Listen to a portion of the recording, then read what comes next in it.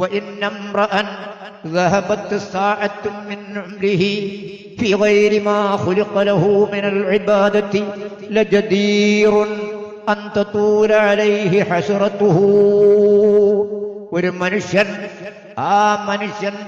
ആഖിറത്തിലേക്ക് എത്തുമ്പോ ذهبت ساعة من عمره في غير ما خلق له, ഒരു മനുഷ്യന്റെ ഏതെങ്കിലും ഒരു സമയം അനാവശ്യത്തിൽ ചെലവഴിക്കപ്പെട്ടു പോയാൽ, അവന് നൽകപ്പെട്ട ആയുസ്സിൽ എത്രയെങ്കിലും വേണ്ടാതെ ചെലവഴിച്ചു പോയാൽ ലജദീറുൻ അൻ തത്തൂല അലൈഹി ഹസ്റത്തുഹു, അവന്റെ ഖേദമിങ്ങനെ നീളും, വല്ലാത്ത ഖേദിച്ചു പോകും.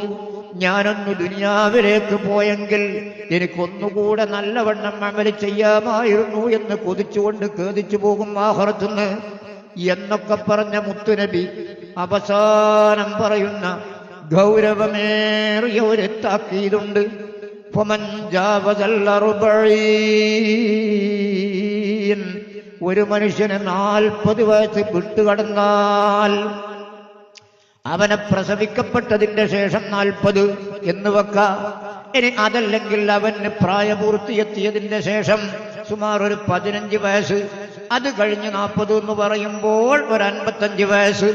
അത് കഴിഞ്ഞിട്ട് അവനിങ്ങനെ അവനെപ്പറ്റി ആലോചിച്ചു നോക്കുമ്പോ അവന്റെ കഴിഞ്ഞുപോയ അമലുകളെപ്പറ്റി വലം യഗ്ലിബ് ഖൈറുഹു അലാ ശർരിഹി, അവന്റെ ഖൈറും അവന്റെ ഷർറും കണക്ക് കൂട്ടി നോക്കുമ്പോ ഖൈറ് അധികരിച്ചില്ലെങ്കിൽ അവന്റെ ഷർറിനേക്കാൾ 1000 ഖൈറുണ്ട്, 1000 ഷർറുമുണ്ട്, അല്ലെങ്കിൽ 1001 ഷർറുണ്ട്, അതിനേക്കാൾ കുറഞ്ഞ ഖൈറുമുണ്ട്.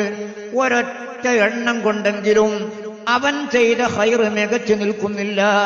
40 വയസ്സ് എനിക്ക് കഴിയുകയും ചെയ്താൽ പിന്നെ തങ്ങൾ പറയുന്ന വാക്ക് ഫല്യതജഹസ് ഇലന്നാർ, നരകത്തിലേക്ക് തയ്യാറെടുത്തുകൊള്ളട്ടെ.